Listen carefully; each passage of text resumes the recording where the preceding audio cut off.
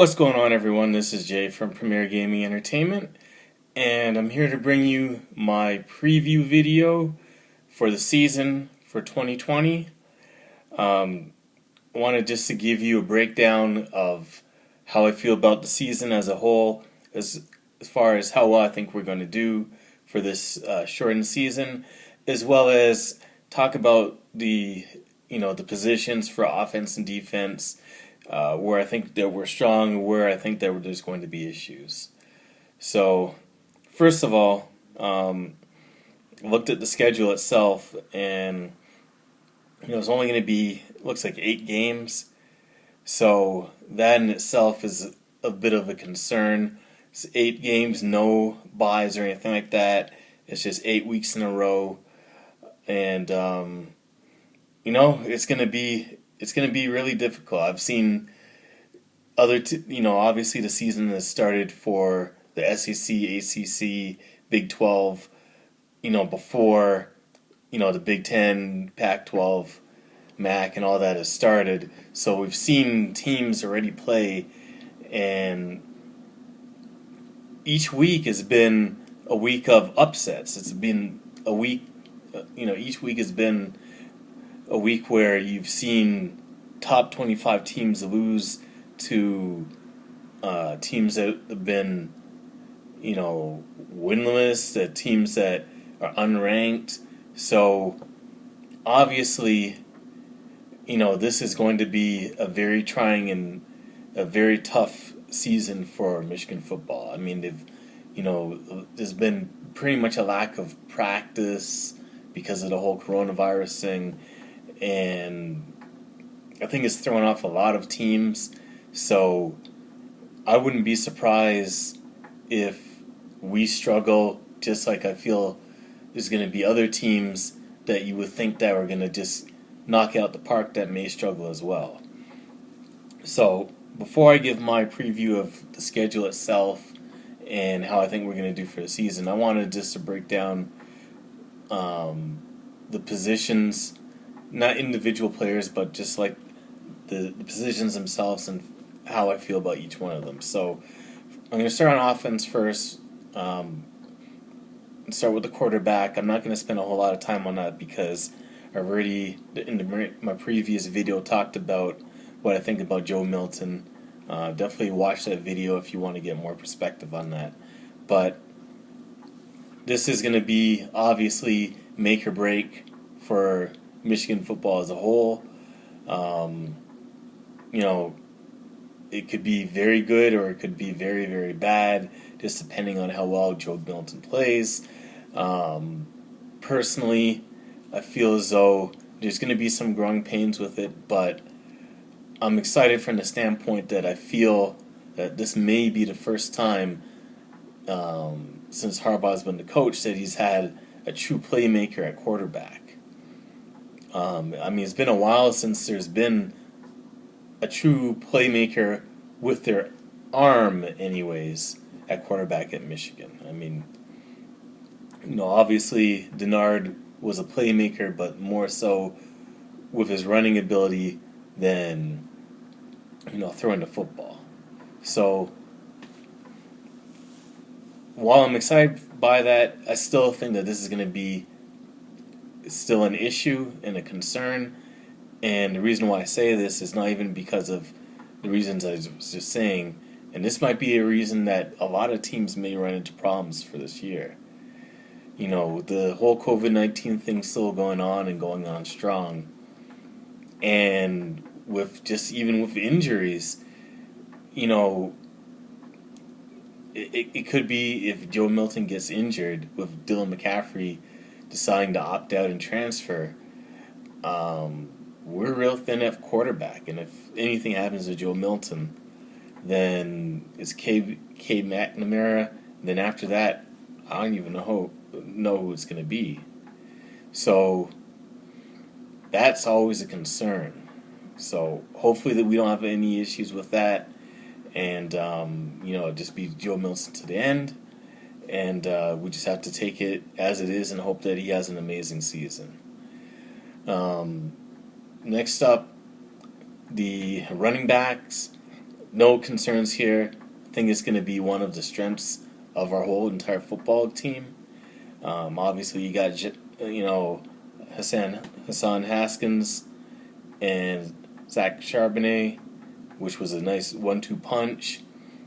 Um, you know, there might be a little bit of concern, which will be a little bit later on for the offense that I was going to talk about. But as far as the running backs as a whole, I think they're going to be really, really, really good. Chris Evans is coming back. Then you got Blake Corum coming in. I don't know how much he's going to play, but running back, the running back position is going to be deep this year. So I don't have any concerns as far as that goes. Charbonnet should be fully rested and fully healed. I know last year they worked him a lot more than they needed to, especially when he was coming off of, surgery and an issue with his knee from a senior year, and they just worked him too much as a freshman. So with him being healthy, I think this is going to be a very, very solid position. Wide receiver, it'd be nice if Nico Collins decided to come back, but if not, I still think that this is going to be a solid position. We're getting more into the wide receivers that are, quick, speedy, shifty, and more so towards the offense that Josh Gattis envisioned with the speed and space stuff. So, it's less of the big possession receivers and more of the quick, fast receivers, speed and space receivers. So I think that we're pretty deep at wide receiver. You got Ronnie Bell still here, Mike Samuelson, Cornelius Johnson, Giles Jackson, AJ Henning. So I think the wide receiver is going to be really, really good. We're going to see hopefully more downfield attempts now that you got a quarterback that doesn't have a wet noodle for an arm, and you got the wide receivers that have the speed and the agility to get down the field quickly to be able to do that. So really happy about the wide receiver position. I think that's going to be great for us. The tight end position, still pretty good. With this new offense, they're not going to necessarily be used as much as they were, with the original Harbaugh offense. But still, I think we're still going to be pretty decent at tight end.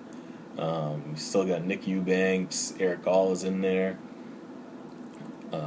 So I think that's going to be solid for us. My one concern definitely is going to be the offensive line, though. And to me, this is the most important position for the offense. I mean, nothing works or nothing is able to get established if your offensive line is it's just got holes in it. And now we're basically replacing 4 out of the 5 starters.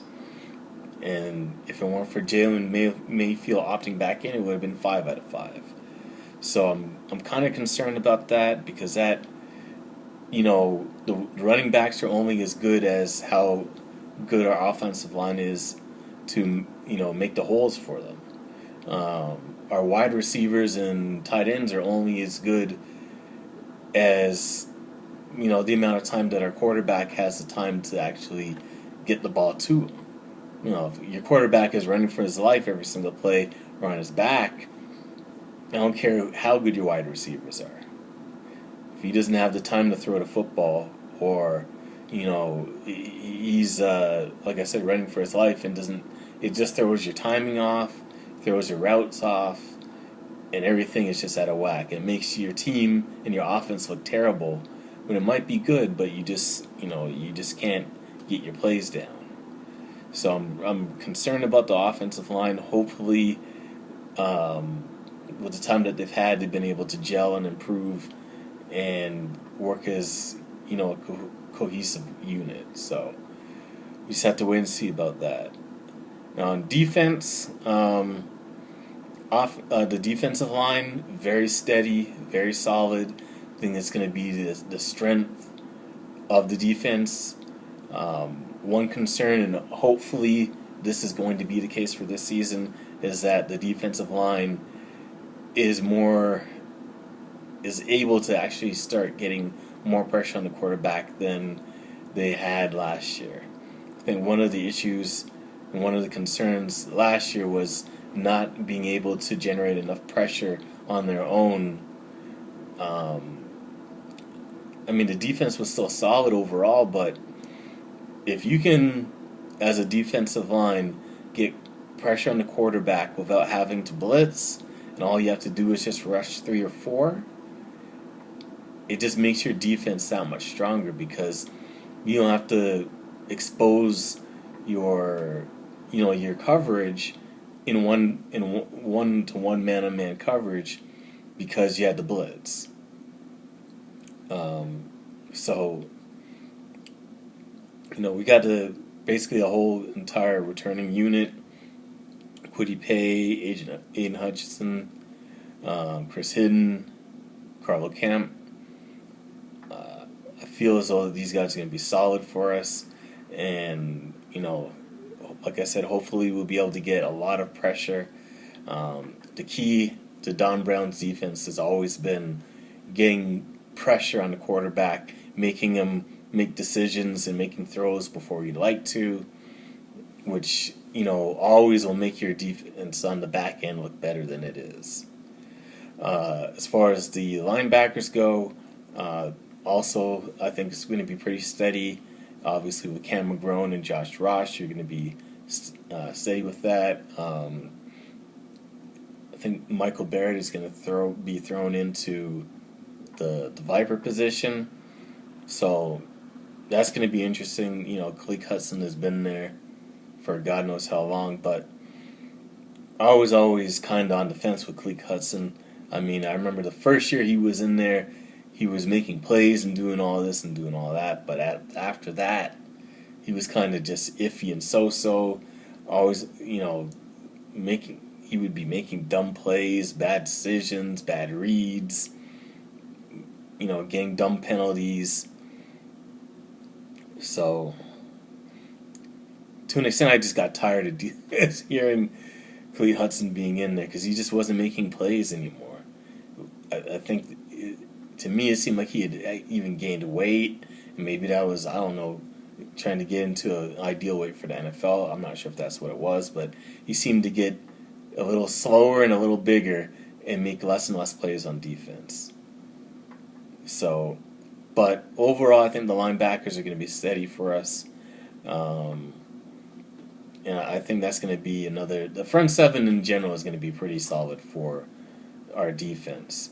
What my concern is the secondary. Not the safeties. Safeties are going to be solid with Brian Hawkins and obviously with Dax Hill. It's the cornerbacks. And especially with Don Brown's defense where he likes to blitz and leave guys on an island, I'm worried about our cornerbacks.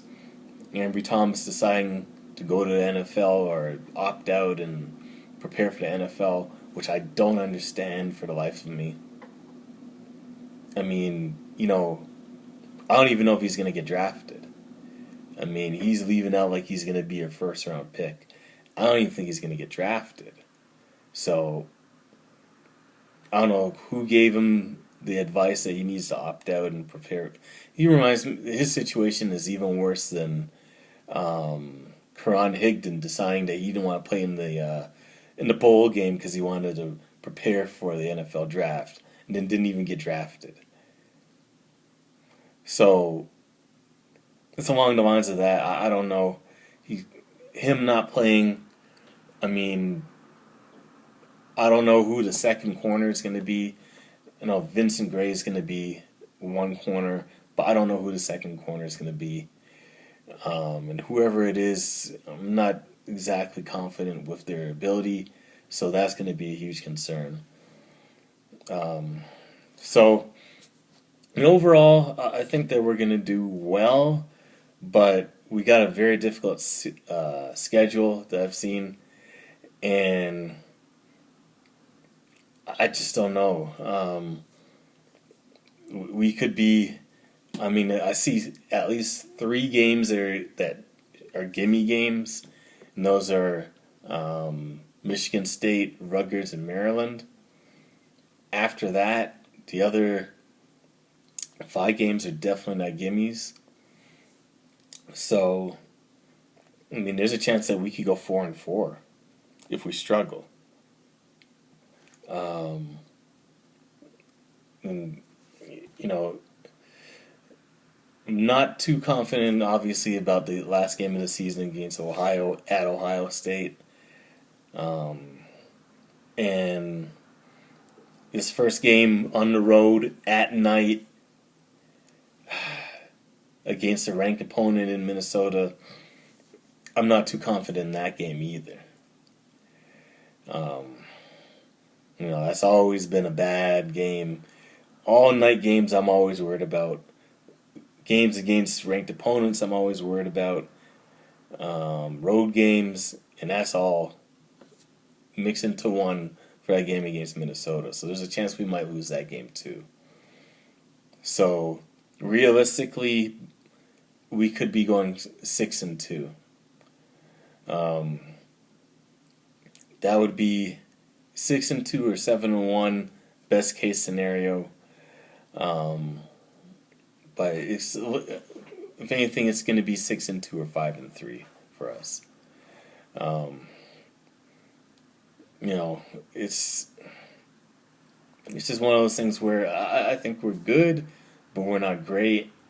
And with the shortened season and not having enough time to practice properly, that may be a factor in our record for the year. I don't know if anybody in the Big Ten is going to go undefeated. I think somebody is going to stumble on the road in one of these games. So we just have to see how it works out. Um, you know, hopefully we finish the season better than we have. That's been one of the problems is starting out the season with a little struggle, then playing the middle part great, and then ending the season losing to Ohio State and then losing our bowl game. Hopefully we can reverse that with both of those, but at least win the bowl game. I'm tired of us losing our bowl game. So that's it for my preview for the season. If you like the video, definitely feel free to leave a like on it. And subscribe to the channel if you like my content. I'm going to be making a couple more videos in the week. Obviously, Thursday night, it's going to be my predictions video. I'm going to be starting that every Thursday night. It's going to be my predictions video. And then, obviously, after the game will be my analysis of the game. Probably midweek, I might be doing another video where I just talk about general topics about Michigan football. It might not be every week, but this week I definitely am going to be doing something.